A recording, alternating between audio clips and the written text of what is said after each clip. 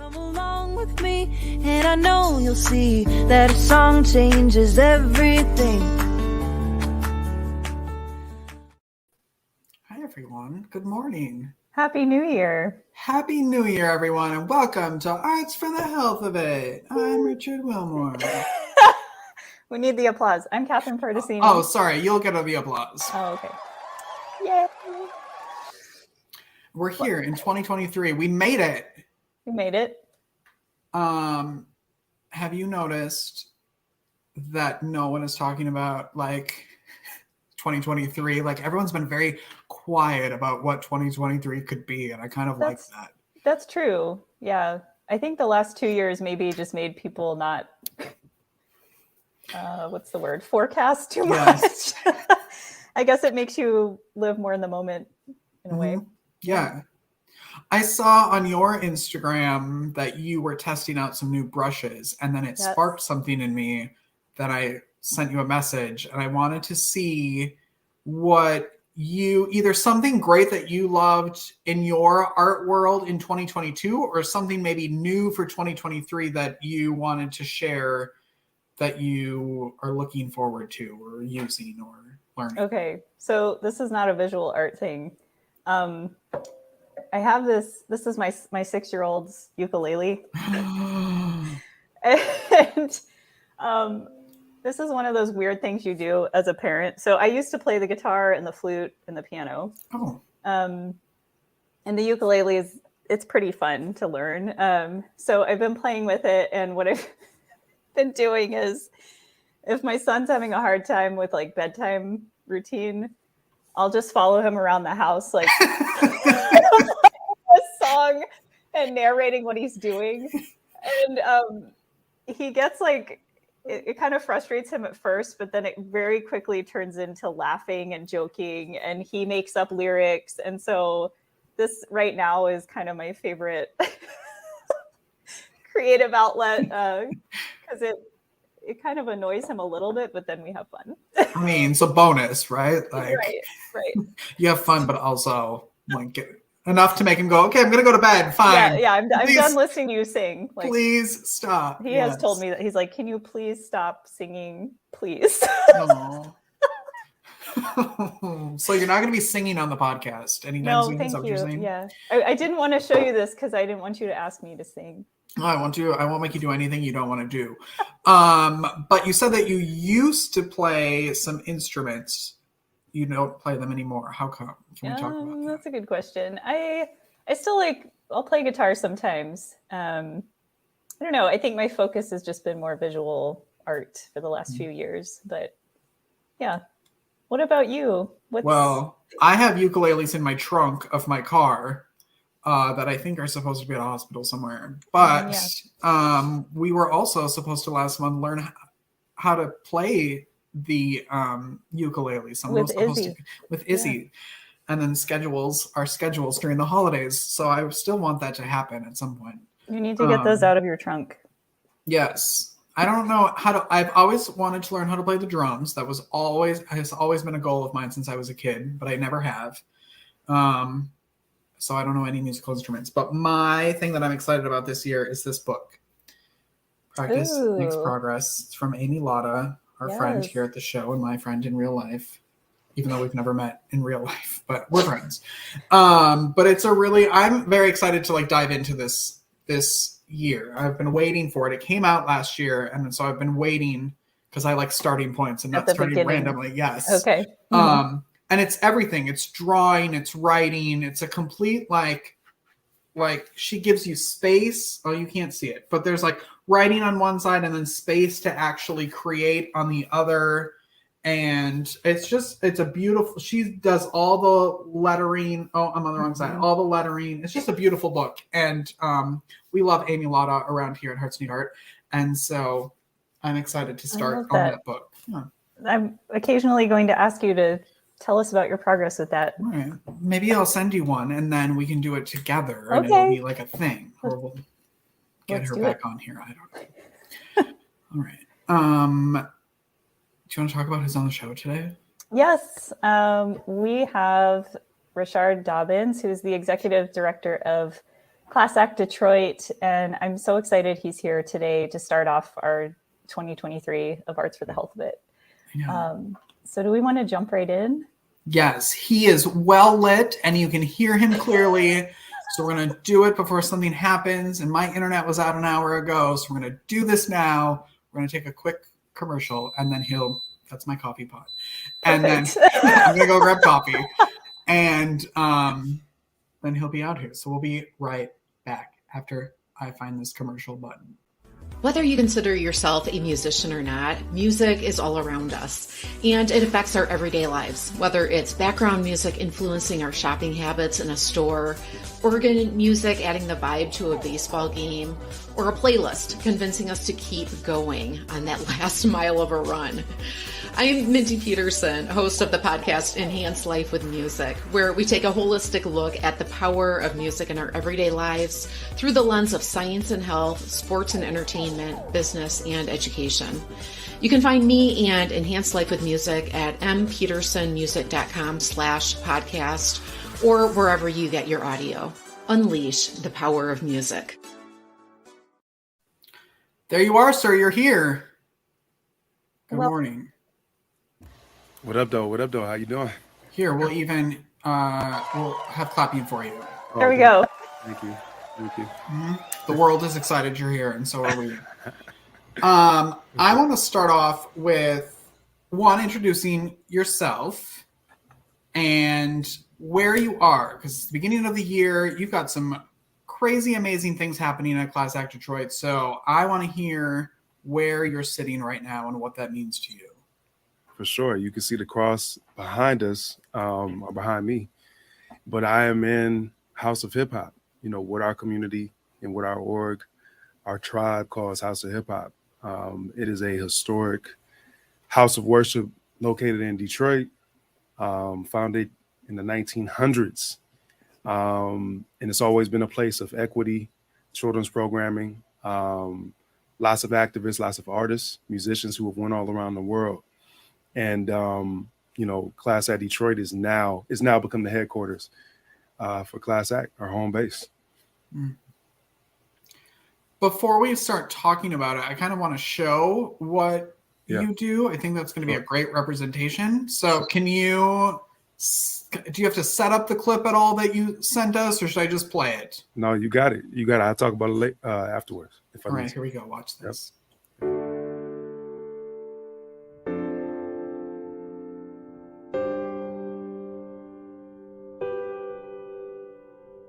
The next generation is dependent on you. He fought for you. So now you have to keep the fight for somebody else. Today is the MLK celebration, where the theme is life, lessons, and legacies. What we wanted to do was take this day and have a moment of reflection on Dr. King, just a little bit more in depth of who he was.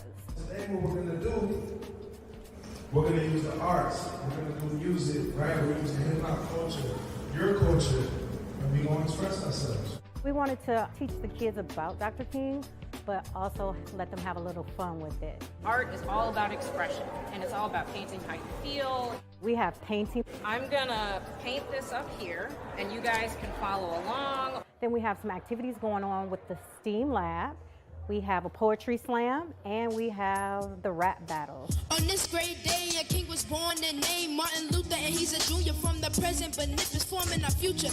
Everything is really curated with local artists here in the city. We're really just celebrating that life, that legacy of Dr. King, and that movement, and making sure that our youngsters know the movement doesn't stop unless we let it. Black and white, everyone is equal today. Today we come and celebrate MLK. Martin Luther King Jr. to me is a person who tried to make fair rights for everybody. Even though he wasn't able to do his whole dream, he did enough to make the world a better place. I think you might need one more, and then you got it. There you go, big fella. We received a grant from Target in the amount of $5,000 to make this day happen. They'll put the spoon between two sticks like this. Here, I can help you with it. I just want to thank the boxing gym for allowing us to come out here, letting Target be a sponsor and a volunteer. And if you can change someone's life, whether it's just coming and spending a couple hours with those kids, I mean, that's reward enough. Let us march on till victory is won.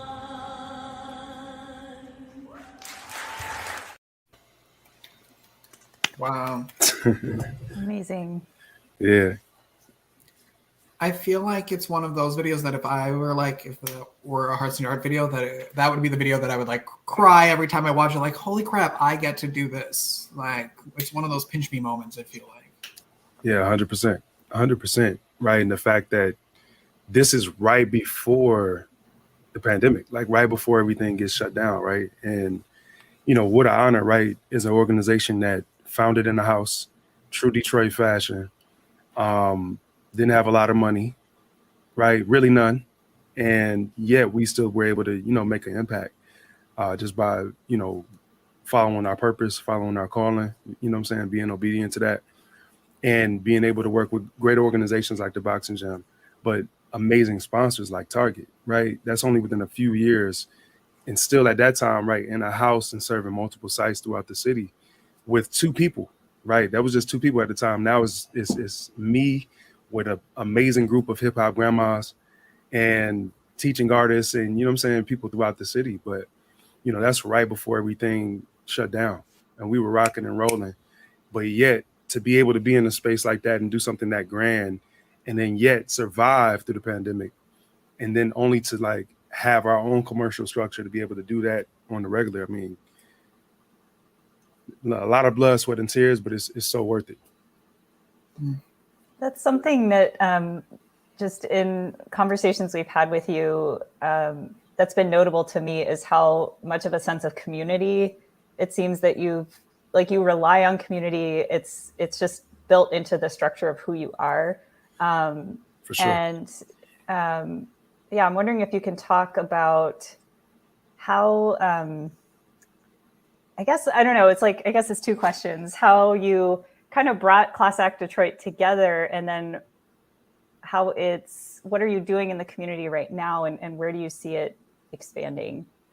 Okay, so what are we doing? Where do I see it expanding? And then the first part was because, you know, if you said you started with like two people and it's since it's grown, obviously. And so kind of how that happened. Yeah. Man. In 30 seconds or less. Yeah, 30 seconds. The summary, I guess, like maybe, like obviously it's never one thing, right? So maybe some key things that happened that you felt like expanded your community. Man,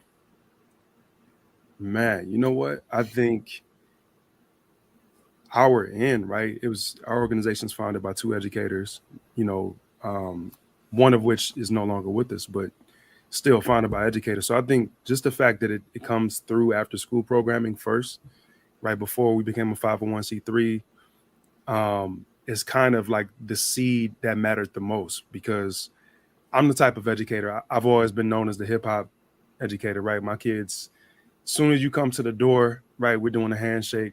We're doing something that grounds you and disconnects from whatever's going on before, right? Good or bad, right? Whether you had an awful car ride over to school or a great one, like whatever happens changes when you enter into the room, right? Really creating harmony, playing music, playing this, you know, similar music that you're hearing, you know, soul music, things that are within the tradition of the diaspora. So that's day one, right? As an educator. But what I learned in the classroom was, you know, well, one, first of all, nobody wants to be Charlie Brown's teacher, right? And a lot of educators is one. So I was like, and I had that growing up a lot, right? Where there were good people. I'm sure they meant great, meant well, yeah. Meant well, but it's like it was one. So for me, I've always been about reaching to teach. Like that's always been my MO personally. And it's part of my gift too, you know, but that was like really the biggest cornerstone for us is realizing I shouldn't be able to have access to your kids or say anything to them if I'm not reaching you and building community with you. Like if we don't have a relationship where I can come eat with you or be invited, to your home and meet other people within your family, I probably shouldn't even be able to say anything to this kid, right? Whether they know that or not. Because typically, right, through the isms, you being an adult, it's just not set up that way. But the way I see it is I shouldn't be able to say anything to you if I'm not speaking your language. That's disrespectful if I don't speak your language. And for me, and for, if you ask me, hip hop is the civil rights movement 4.0, 3.0, right? It's the voice for the voiceless. So it's not only, BIPOC households, although that's, really what we focus on. And that's the largest demographic in Detroit. That's what we're about. It's the voice of the voiceless, right? It's the voice of people who have their instruments taken, who have their art supplies taken, and then they say, cool, we're going to get into sampling and beat machines, right? We're going to take what the instrument where you drop a needle to play recorded musicians, right, who did receive that training, and we're going to make that the new instrument, right, DJing, right. Where you take away my markers and my canvases, and I start doing murals, right? I mean, it's such a beautiful story to me, but it's always been, BIPOC households, cities within our urban core, folks that are being, oppressed. And I'm not saying these things to talk about from a place of weakness. It's actually the strength of it, right? It's saying, okay, we have this and we make a movement. So I think, early on we understood that, and I understood that, community is everything. Authentic community engagement is everything.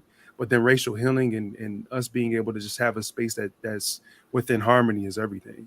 And that comes from the classroom, that comes from us, taking what we were doing after school, forming a 501c3, and then forming in the house, and still having that family vibe to it. So if we didn't have that approach, I promise you, we wouldn't have made it past 2017 when we found it, let alone 2020, 21. The pandemic, yeah. Right? Like it wouldn't even happen. We wouldn't have made it out the first year if the families weren't engaged, if our community wasn't engaged, as you already saw there, with just, big time sponsors and other youth programs. So movements be moments. I always say that. People probably heard me say that way too many times, but that's just always been how I've moved. What did you want to be when you were a child? Like, I always think it's interesting, the people who take this passion and turn it into something. It's one thing to know, arts are so beneficial, and so I do them at my home, but to have that passion to make that mission in your life, was that always sort of that path ingrained in you, or did you want to be a veterinarian? What's so crazy? So a couple things. My father was in a life-changing car accident right after I was born, was in a coma for a year, been in assisted living my entire life, right? So my relationship with him is, it's interesting, right? Because I didn't grow up with him. He was in a coma for a year, then he came out, assisted living. So I really only kind of was seeing when I spent time with my grandparents. And this is where I'm going with it. So my grandfather, my father's dad, jazz aficionado, worked in real estate and some things like that. But every time I would spend time with them in the summers, right, I would hear just this treasure trove of classic music, right? Soul music, gospel, funk, listening to Marvin Gaye, listening to Miles Davis, Cannonball Adderley. I'm getting my DJ DNA is being injected. My mother's father, I never, really spent time with him. I met him once. Turns out this dude is a DJ. Oh my gosh. Right? I mean, that's not what he does electrical stuff. He does a lot of stuff, but he DJs, I think, as a hobbyist or whatever. I've met him one time, right? Pretty much right before I graduated high school. And it's really interesting because at that time, I went to 3 different high schools. I moved 1 to 2 times a year since really latter end of elementary school, right? 1 to 2 times every year religiously, right? I meet him when I'm going to a school that actually was really well known for the performing arts. I didn't notice. I just happened to be zoned to go there, right? It's just another house I'm living in, another year. It is what it is. It turns out it's one of the top schools for it, right? In greater Atlanta. And before that point, I just played, basketball. That's it. That's the only gift I knew I had. I was really good at it. All my friends went to D1. I chose to go into entertainment around that time. And I didn't know I could sing, dance, act, improv. I didn't know any of that.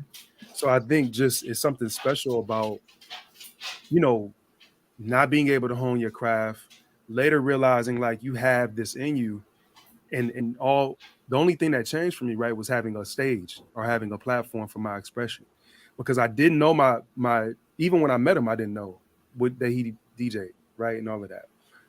And growing up, I actually wanted to do that, right? No one influenced me to want to do that. I literally wanted to do it. I remember we did a career thing, right, where they say you pick a job and then they kind of act like they show you what it's going to be. And I chose engineering only because of the money. One of my classmates chose DJing. And I remember seeing how much you can make. And I was like, no, that's not going to work, right? Because I'm thinking like how I grew up. And I'm like, no, I got to make some money. I got to change my life, right? Like, nah, forget that. Turns out, right, when you're an entrepreneur, when you're a creative, it's actually no cap on what you can do, right? Because, I might say 40,000 and you might say that's not cool, but that's one gig, right? That's one gig and you can work 5. You see what I'm saying? So It's so funny because even as early, back then, I learned to kind of suppress what I just naturally was born wanting to do. It was always to play the drums, to play saxophone, and to DJ. And I had so many obstacles, to do that, that I literally put it on the shelf and just hit it and didn't do any of it. I had terrible teachers that, when I went to go try and use the read and they didn't tell me what to do. I'm a little kid, didn't even look me in my eyes and just did me really dirty. And I was like, dang, okay, I guess I got to do it later when I get older, right? Yeah. And as far as DJing, you got to have turntables, you got to have vinyl, you got to have somebody that's invested in you. And, traditional music programs, they're not necessarily culturally relevant, right, all the time. So a lot of things I was just discouraged through school, through after school programming, only to like later on be a part of a great school that had a platform for expression, had terrific out of school opportunities just before I graduated, realized I had some gifts, worked in the industry for a number of years, agent, behind the scenes, in front of the camera, all of it, actor. And then later on will become an educator who founds, his own after school program and is able to pay it forward. So I got that around closer to 18, and now we're able to give it to kids as young as 8. So, I mean, it's something very, beautiful and serendipitous there. I have a question. Ask it. So you kind of described this, like once I think you said you were in Atlanta. Yeah. That's when you kind of then realized like, oh, it's already in me. Yes. And so I'm wondering if like, I imagine you witness moments like that with the kids that you serve where because you're providing the space and the community, it's suddenly like, oh, like this is in me too, So I'm wondering if you can talk about that a little bit. No, it's so dope that you say that too, because being in the classroom after being a talent agent is what really like whet my appetite for that. Like I was just super keen already from working in that industry and working with really talented kids. So then by the time I'm teaching in the schools that I love the most, right, the ones that have a lot of challenges, I'm meeting kids that were as talented or whose talent far exceeded kids that were in major motion pictures, that were in television shows, long-standing stage productions, like kids that were just rock stars, literally, right? Figuratively, literally, they were amazing. And adults. And I'm seeing kids who people will just walk by right on the inner city, in Atlanta. And I'm thinking about Michigan, of course, right, where I'm from, because both are home for me, but Michigan is my first home. Detroit's my first home. But and I was blown away because you're hearing these voices, you're seeing dancing, you're seeing all of these things that we already see in this community, right? You go to the lunchroom and I'm seeing kids drumming, right? And I'm like, oh, right, I see that. You're seeing ciphers form, right? It's already it's innate, it's cultural, and specifically within the school system, it's very specific locations where it comes out, right? typically the cafeteria is where you see it, right? Not the classroom. It's because it's not welcome. Right. And that's to our detriment as a society, right? Not just like as humans, that's to our society for people to have to, for zebras to have to change their stripes, right? Just to walk into a room, to speak somebody else's language, but not to even honor their own, is something in you dies, right? You know, we hear selling your soul. That looks like it could be different things to different people, but yeah, I think, something dies in you when you're not able to be yourself. And just being qualified for my calling and having that experience in the industry, and seeing my gifts later, there was no way I wasn't going to do something, right, to try to help kids that were that talented. It's just, it doesn't make sense, because when you look at things from your superpower instead of like the resistance, that's a superpower in itself, right? Looking at like what makes me great. And when you do that, and then you see that somebody else has a superpower, now it's like, okay, cool. I'm Iron Man. You're the Hulk. You're Black Panther. You're like, now we team up and we get stuff done, right? We start businesses. We create community. Right? Even as young as kids, it's like, hey, you're the drummer. I do this. I do that. So I think, for me, that's really where it started, was just that transition from entertainment to the education and kind of floating between the two. And then noticing that the kids I was teaching and that I was exposed to were superstars, all of them in their own right, in different ways. You get back a test and you're seeing somebody's doodling, but it's really, really good. Right? It's not stick fingers. Right. You're like, wait a second, this is 4th grade work and you're in the 1st grade. This is 6th grade level, and it's like, whoa, there's something there. So whether you decide to be that and truly pursue that, or decide to be a doctor or a preacher or right, whatever you want to do, you have to know your strengths. You have to have that, because knowing who you are gets you to that next level. You know what I'm saying? It helps you to weather the storms. Well, there you go. Thank you for coming to my test. That's it. Goodbye, everyone. Where did the name Class Act Detroit come from? I want to hear the history of that. Oh, that's dope. I don't think I ever talked about that. It's an exclusive. Yeah, exclusive. Sound effects. Man, you know what? It's kind of twofold. So, one, Class Act is well-rounded, right? When you say somebody, hey, they're a Class Act, they're a this or a that. And for us, especially being an educator and the beginning stages of what is now the 501c3 Class Act Detroit comes from the school. So, scholars being well-rounded means, for me at least, you could score the game-winning touchdown, but at the same time, you're on the honor roll, and you also know how to speak to people, right? You're also active in your community, right? You're all of these different things. You're not just one. You're not a monolith. But another reason why I think it's low-key Class Act is there's a movie. There's 2 movies, Kid and Play, right? House Party was a very, very, very influential movie for me. Huge influential movie for me growing up. I don't remember when I saw it specifically, but I just know when I did, it was a game changer, right? Because I'm seeing myself, I'm seeing my community represented, right? It was real life for me. All the characters look like my mom and my aunts and everybody I'm seeing, but they were in another movie called Class Act. And I don't know, it's always stuck with me. And, growing up, desiring to be that, and, my grandparents, especially my grandfather being so influential in my life, that's something that he always pushed me for, when I was struggling in school, when I was really in anything, right? When I just needed that ear, because he really was my dad, because of what happened to my father. He's really stepped in and is my only real male role model that I had in life, but he's worth 1,000. But like, that was always his push, was always like, yo, essentially, go to your there's no ceiling, essentially, right? To how far you can go, keep pushing, keep going, go higher, work harder. You got this. And, I like to say, like, we inject that into what we do plenty, and we just do it in a fly way. It's like, hey, I got you. I had a conversation the other day with one of our scholars who, he's a producer He plays bass, he plays keys, he's an amazing drummer. And I said, hey, do you want to, take your DJing to the next level, man? Are you willing to do it? And we're talking. It's like, of course. And I'm like, cool, send me those grades. Right? Simple as that. Like, I know you're doing this well. I know you're doing this well. Send me those grades.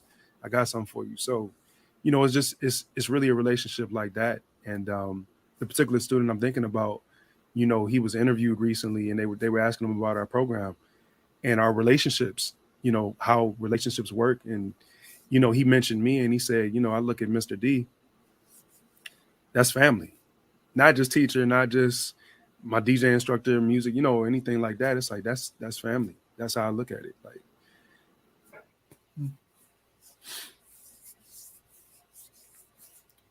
you have a question? Oh, sorry. I thought you were frozen. Did I answer? Okay. Did I fully answer? Yes. Right, 100%. Cool. So you guys have your building that it's opening in August. Is that right?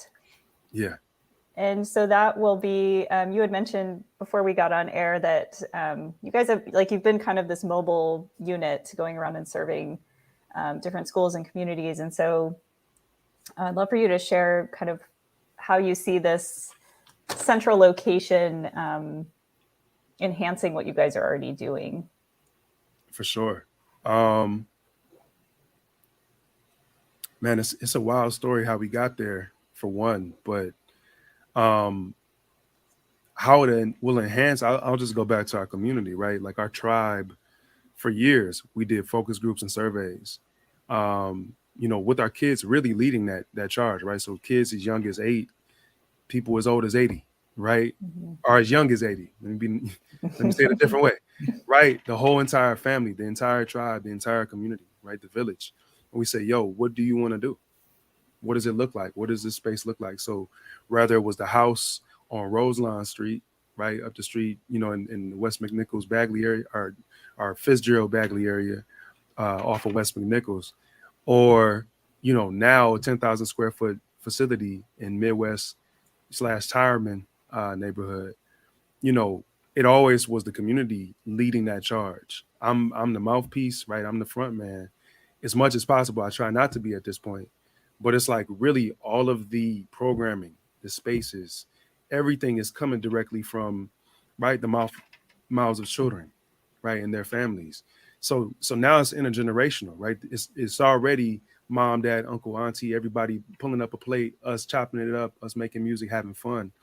But then it became, little did I know when we're doing that in 2017, 2018, 2019, before the world changes, that it was going to lead us to a building that was 10 times the size of what we were, with a bunch of land, with a huge parking lot, with a cafe built in, with a huge sanctuary that now is a performance venue, right? It's a venue for other artists, for musicians. Our kids have been here.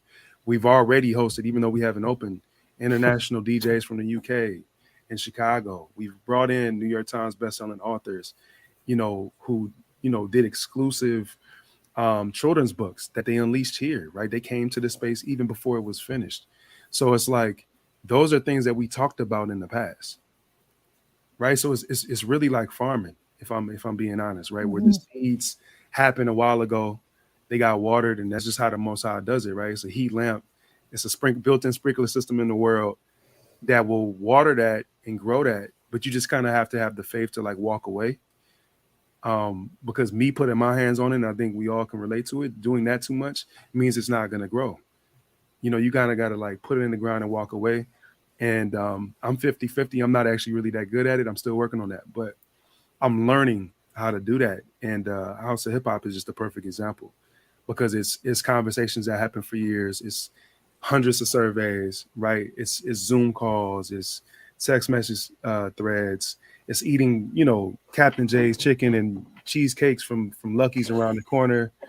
It's Happy's Pieces, all the different establishments, it's Booker's, right? People investing in what we do, and just really creating that environment that's safe to be able to later build something that's truly, a safe haven and will spark that generational change that we want. Can I ask a logistical question? Talk to me. About your team. I'm assuming with this expansion that team is going to grow. No, I'm his shaking head. I'm shaking my head because it's a crazy need, like no other, right? It's been we've done all of this with volunteers. Wow. We don't say volunteers, we say family, right? Because that's how they move. Especially during the pandemic, right? During the pandemic, we had people jump in, right? Berklee College of Music, who they might come to Detroit once a year, right? But now they're like, yo, I'm gonna rock with you for 90 days. Wow. I could do an hour and a half, 2 hours every Wednesday, every Thursday, right? 2 classes, teaching kids to do this. I'm like, yo, you should be on tour getting Grammys right now, but you gonna rock with us online? Yeah. Right? We have people who are game designers in Nashville that's like, yo, love what you're doing. I'm not gonna be there, but I got you on this, that are also musicians that are like, I'm buying into what you're doing. And I only mention that because that's just outside of Detroit, right? We've had people do that. So early on, especially, 2020, 2021, I realized it's not possible to be the chef and to be the valet and to be the hostess and do that. Like, it's possible, but it's not at the same time, right? Because that's not movement making. That's not the change that we actually want to see. And you played the clip from our MLK Day event, annual MLK Day event. The biggest thing that we really want to get across to the kids, other than what was already highlighted in the video, is it's MLK Day, but he's a part of a movement. Because sometimes, like, especially in our nation, we act like he's Jesus, and he's not, right? He is, a leader, and he's a movement maker, right? He adds to it. And that's what a lot of people were counting on, right? When he was assassinated, it was like, oh, movement, but like movements don't work that way. It's no starting and stopping point, right? It's endless. And that's why I say hip hop, is that 3.0, because it's the voice for the voiceless. I'm about to tell you exactly what's going on in this neighborhood, whether you want to know it or not. And I'm going to turn the volume up to 10. And it only goes to 8, but I'm about to turn it up to 10. You know what I'm saying? Like, I'm going to make you're going to get it. We're going to express ourselves. We're going to heal ourselves, because racial healing is actually what's needed, right? You're not able to go through 400 years plus of what folks have been through. And it just snaps back to normal, or it just gets better in 40 years, right? If it took that many generations for it to be that, it's going to take at least half that time to heal it. And, being in a church that was established 100 plus years ago, it's nothing in our urban cores, in our urban cities, or in our urban setting, I should say, in our urban core, for a church to be there 300 years, right? This is normal, right? It doesn't matter what city you go to. There's a structure somewhere that's being maintained that's there 200 years old. So our whole plan is actually to, right, sow the seeds now for this building that's already been here 100 plus, to get to that 250, 300 year mark, and to continue this legacy of racial healing, right? Of community and authentic community engagement, developing leaders, resourcing movements, and doing that through arts and culture and heritage programming, and we're doing it in a fly way. It's hip hop, it's already youth focused. It's already been youth led. It's already been about healthy eating, despite what some of the imagery shows. Hip hop is kung fu, rap is wrestling. You know what I'm saying? Like, you got to kind of draw that distinction, or at least I do. An MC, and that's no shade to rappers at all, right? That's within our tradition, but we have to realize, like, what's wrestling and what's kung fu. Like, one will be here forever, and one, it makes perfect sense. It makes sense, but you got to know what it is. So within the community that's already been, had plenty of challenges, hip hop actually comes to heal. It's coming to unite. It's the offspring of Motown, right? It's the offspring of gospel. It's the offspring of funk and all the other traditions that many of which have rather come directly from Detroit or have been entirely, influenced, heavily influenced, I should say, by Detroit. So we're just keeping it alive. I mean, our building is right off of West Grand. West Grand Boulevard is where Hillsville, USA is, right? The house where they found it and the collection of houses that they took over. So I think that says it all. It's amazing. Yeah. If people want to support Class Act Detroit, what is the best way for them to, I guess, either support or connect with you? Reach out on our website, volunteer, donate. To Rich's point, we have to build our staff. Like we need a real team. We got a real building with some serious bills, some expensive bills. You know, I would say though, you know, one of the easiest things, you know, money isn't everything.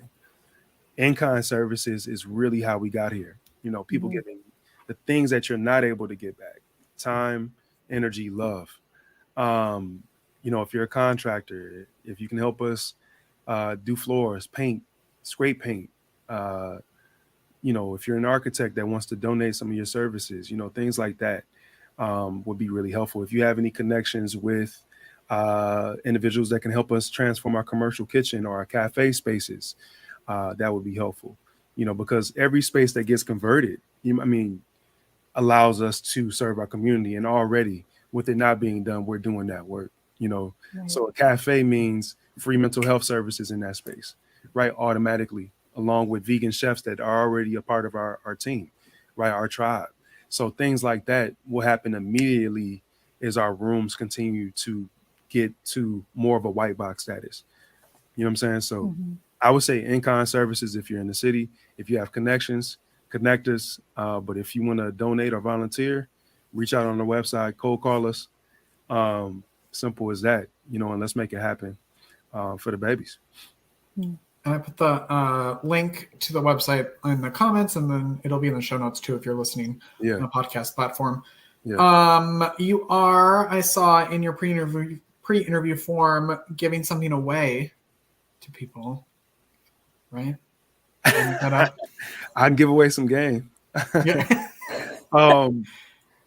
I could whip up a little something and maybe, you know, teach something real quick. Is that something I want to do? I mean, yeah, of course. Yeah. As long as I don't have to sing. Oh. Yeah. My thing, I wonder if the sound is gonna come through though. Can I share my screen? You can. And then there's a little thing that'll say share sound. Kind of like Zoom. Okay. Do you want to do it? You want to do it right now, or you want to do it? You want to do like a trial run? What you want to do? Well, we're live, so let's just do it now, shall we? Live. We're live. Hey, all right. Let's see what happens. All right. Catherine can edit this out later for the podcast. Or not. All that other stuff. All right. Let's see if this works. I would like to show you.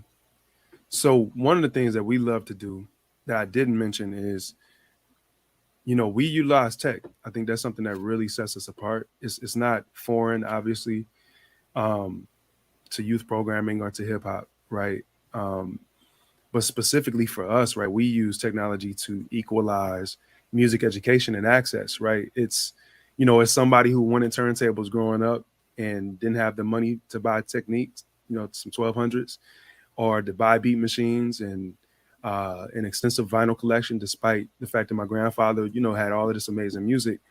You know, I had to find ways to still be myself, right? To still get that expression out. And one of the things that we found and that we love to use is iOS, iPads, iPhones, because we're just in that era, right? Where scholars have access to that. And it's intergenerational in that kids that are 16 and 17 know how to use it, but kids who are also 9 know how to use it. So there's this really cool program that we use. And let's see if it shows, if it pops up. Okay. Can you all see that? Not yet. You have to like click on the screen and then click connect. There are like 12 different buttons you have to do that. All right, bet. And we're live. All right. Maybe we should play some music while we do this. Right after these sponsors. Let's do that then while I somehow try to share the screen. All right, we'll play another commercial and then we'll figure it out, hopefully. There we go. And then we use tech. Use tech. Yes. Just not StreamYard. We out here. All right. While he does that, we'll play another commercial. We'll be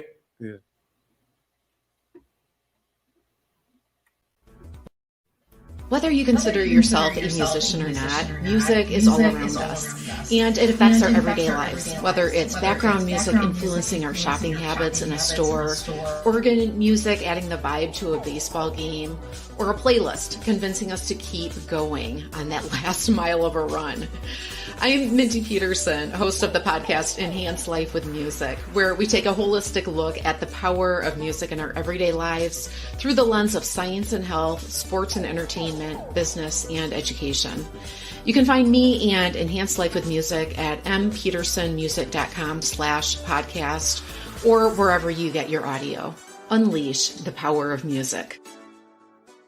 Medical professionals are burning out at an alarming rate. Burnout can cause health workers to feel hopeless, trapped, helpless, worthless, depressed, sleepless, and tired. By joining the Hearts Need Art Gratitude Grams program, medical staff receive a personalized email and video from a musician, an artist, or writer once a week that includes a message of thanks, an encouraging song, uplifting poem, or a simple art activity. After watching their gratitude gram, participants report feeling more hopeful, empowered, energized, and appreciated. If you are or know a healthcare worker that would like to receive free gratitude grams, please visit heartsneedart.org. All right, we're back. All right, so my computer is hating on me.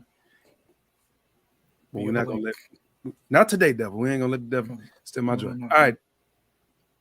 Can you all hear me? Yes. All right, cool. So what I did was I included a link to Koala Sampler. That's the program that one of many that we use. But specifically, I'm giving away some free games. So this is actually an internal video that we have, training video, made by one of our tribe members, right? One of our community members, somebody who's family to our organization, who's been investing in them. And it's essentially a tutorial on how to use Koala Sampler.